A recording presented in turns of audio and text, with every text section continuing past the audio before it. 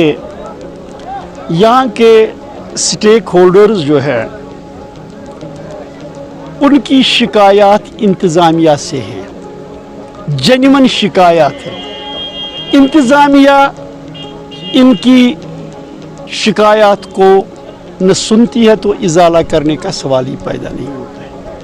यह मुझसे मिले, इन्होंने कहा हमने पुरअमन एहतजाज करना है। मैंने इनको यकीन दिलाया, गुलाम हसन मीर अपने साथियों के साथ आपके इस पुरअमन एहतजाज में आपके साथ शाना बशाना है। और यहाँ हम अपनी पार्टी की तरफ से, मैं हूँ, हमारे शबीर साहब क्रीरी के इंचार्ज, हमारे तंजीम के यहाँ जो लोकल साथी हैं, सभी यहाँ इनके साथ हैं और हुकूमत से मुतालबा करते हैं। हम कोई बड़ा मुतालबा नहीं कर रहे हैं। मैं चीफ सेक्रेटरी से कहता हूँ, मैं यहाँ टूरिज़्म सेक्रेटरी से कहता हूँ, किसी सीनियर ऑफिसर को, डीसी को, किसी को यहाँ भेज दीजिए, लेकिन यहाँ के तमाम स्टेक होल्डर्स से बात कर लीजिए, उनकी सुन लीजिए और जो जायज़ मुतालबात हैं उनको हल कीजिए। बदकिस्मती है, पिछली बार डिविजनल कमिश्नर यहाँ आया, हकीकत यह है कि उसने कई स्टेक होल्डर्स के साथ बात की, लेकिन वो सिलेक्टिव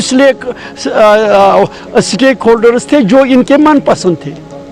आप यहाँ के जो लोकल एडमिनिस्ट्रेशन ने दायरा बंद किया था, हर एक स्टेक होल्डर को वहाँ जाने नहीं दिया, जिसकी वजह से ग्रीवियंसेस वही रही।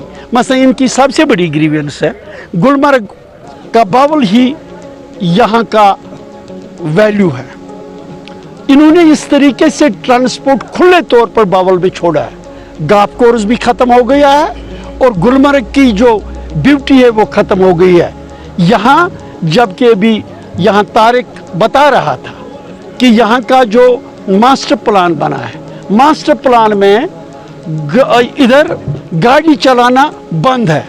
जब ये मास्टर प्लान की अमलदारी की बात करते हैं, फिर कैसे ये गाफ कोर्स इस सारे एरिया में गाड़ियों को चलने का परमिशन देते हैं? ये बताना पड़ेगा एडमिनिस्ट्रेशन को, जब वो खुद ही खिलाफ वर्जी करते हैं और उस खिलाफ वर्जी से स्टेक होल्डर्स के इंटरेस्ट्स मुतासिर होते हैं। क्या उसकी तरफ तवज्जो नहीं देनी चाहिए? मैं आला हुकाम से गुजारिश करता हूँ, आपके कानून तक ये बात पहुँचनी चाहिए, आप इसका तदव्वुर कीजिए, वरना it is always the people who are the masters, और फिर मास्टर को सबक सिखाना आता है।